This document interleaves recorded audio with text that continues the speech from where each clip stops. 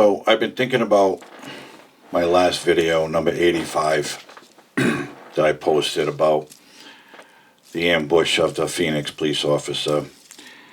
And after I made it and posted it, I started thinking about mental illness in our society today and the lack of treatment for people, whether they're seeking it or not. Most won't seek help. You've seen it. I see it. I see it in my work.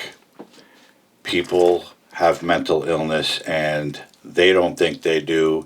They don't want to get help. And when the help is offered to them, they either accept it, they go, and it doesn't work. In-house treatment for drug abuse or alcoholism, they don't last. They leave because the sickness is so ingrained in them that they just can't seem to shake it. And a lot of the criminals that I deal with, that I see on a daily basis, I'm not saying they're all mentally ill. By all means, that's not true. But a lot of them are. And we can tell because those of us who have been doing this for a long time, you can see the signs in them that they're disturbed for one reason or another. And it makes me wonder, and it made me wonder tonight, where are all the political people who cry about defunding the police and let's put more money into social services and programs to help people with mental illness? Where are they? It's been 2 years now since the pandemic. It's been probably since that George Floyd murder. And everybody is against the police. Everybody says the police are bad. So where has all this money gone in the states and cities that defunded, if you will, police departments and took millions of dollars out of their budgets? Where has this money gone? As far as I can tell, and if you look online and do some research, this money's not going to any programs. It's not going for housing for people.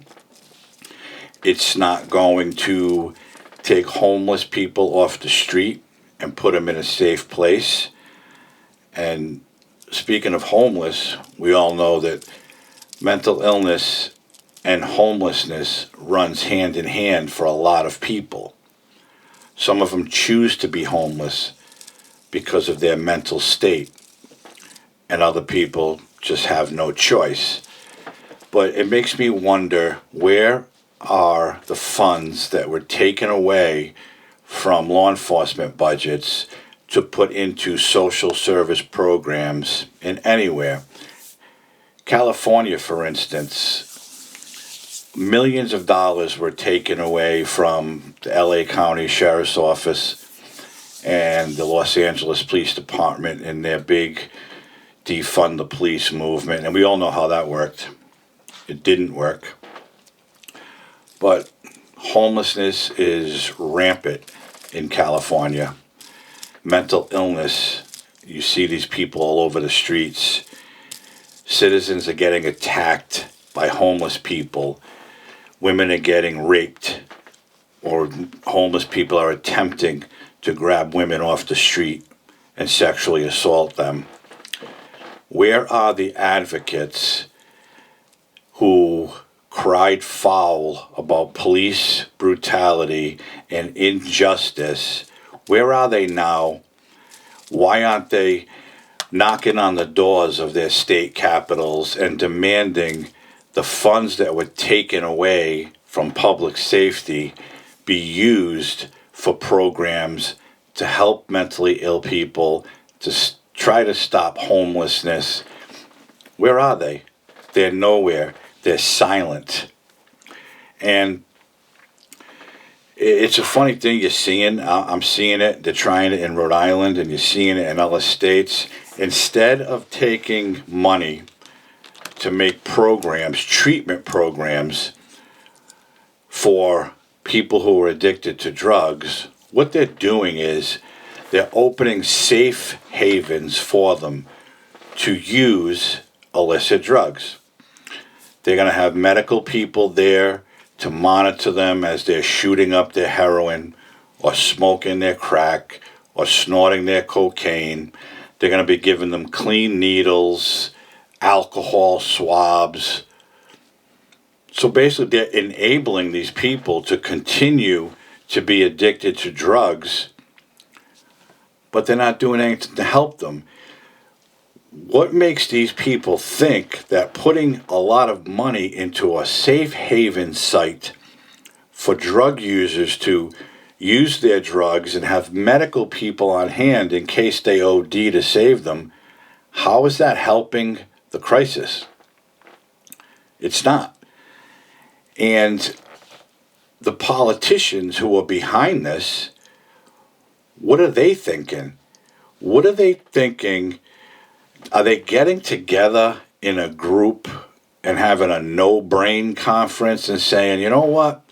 It's going to cost way more money to stop programs or find housing for these people. How about this? How about we open some sites and put some paramedics and EMTs and nurses and maybe a doctor? Let's put them in there and let the people, the drug addicts, go in there and use their drugs. And if something happens to them, the medical people are there to save them. And they all say, yeah, that's a great idea. That'll save us millions of dollars. That is the most disturbing decision that anyone could make. And you all know how I feel about politics, okay? But for an elected person to hold a meeting, a committee, if you will, with other politicians to come up with an idea to use the money that they've taken out of public safety budgets and open sites where drug addicts can use their drugs is totally beyond anything that I can even comprehend. That is doing nothing but keeping the problems going,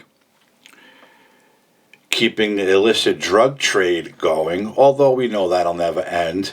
But these people aren't living at these sites. They're going in, they're getting high. Okay, they're in OD, this one didn't almost die. We're going to send them on their way.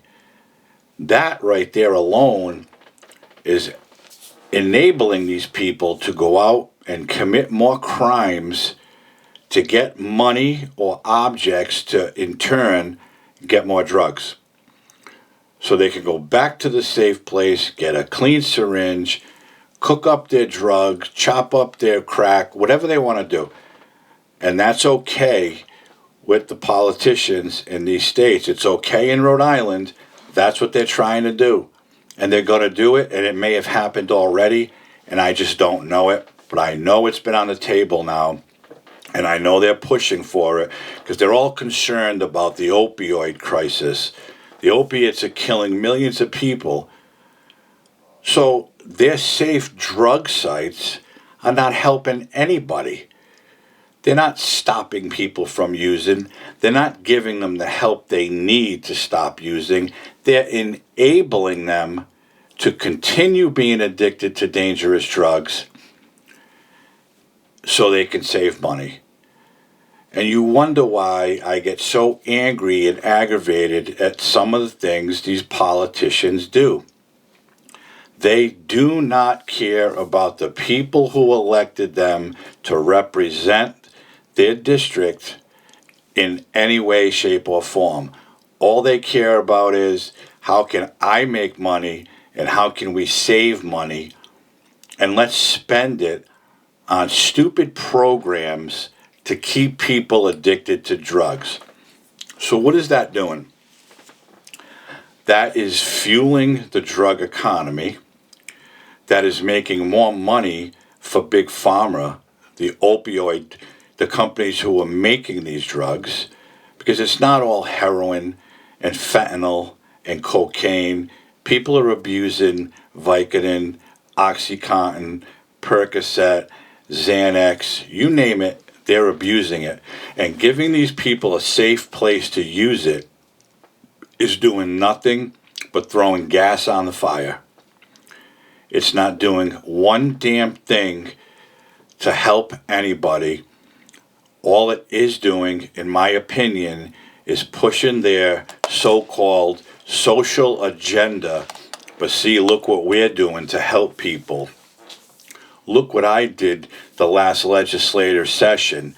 I got a bill passed that would make a safe place for Johnny the crackhead to go in and smoke his rocks, or the other heroin user. I mean, they're touting this as victory, so they get reelected. And now these people vote. The drug addicts vote. There's no doubt about it. And these politicians are pushing for votes from people who need help. That is the honest truth. You know it, I know it, and they know it. And they're doing nothing to stop it. So how about take the money you stole from public safety for your so-called social programs and use it for social programs and put money back into public safety, because we all know there is a continued war on law enforcement every single day. People don't need a safe place to use their drugs. They need a safe place to get clean. They need good programs, good housing, and good social justice, if you will, that these politicians are all touting. There's no justice in enabling an addict to continue using drugs by giving them a safe place to do it, so in case they OD, someone's there to administer medical help and Narcan to take them out of their drug-induced almost death, if you will. And that's it. I see the things that are happening. I see it on a daily basis in my job. People are hurting, and again, they're all not mentally ill. They're all not drug addicts, but I see a lot of people who are mentally ill and are addicted to drugs, and the money they're spending, the states, to make safe havens for them to continue using their drugs is only fueling the drug economy and making more money for Big Pharma, because people are buying their pills illegally or legally through a prescription. They're paying for them, and they're getting in the hands of the wrong people. And these politicians are doing nothing but telling them, come on in here, you can use your drugs here and you'll be safe. But go back out on the street and then commit some more crimes to get money to buy your drugs again. And when you get them, you come back and we'll let you get high in a safe place. It's disgusting. People need to open their eyes and wake up and get rid of these bleeding hot politicians who are doing nothing but making their own pockets fat and enabling people in crisis, people who need help, whether it's mental illness or drug addiction or homelessness or all of the above. They're doing nothing. And that's all I'm going to say. Thank you for tuning in and listening. If you haven't liked this video already, I'd like it if you consider liking it. If you're not subscribed to my channel, please consider subscribing, and please consider sharing this video, this one especially, with anybody you know who might want to voice their concerns about the garbage that's going on in these states with these politicians doing nothing but hurting people instead of helping them. I hope everybody's healthy and safe. And again, thanks for tuning in, and I'll be back soon with something else to rant about.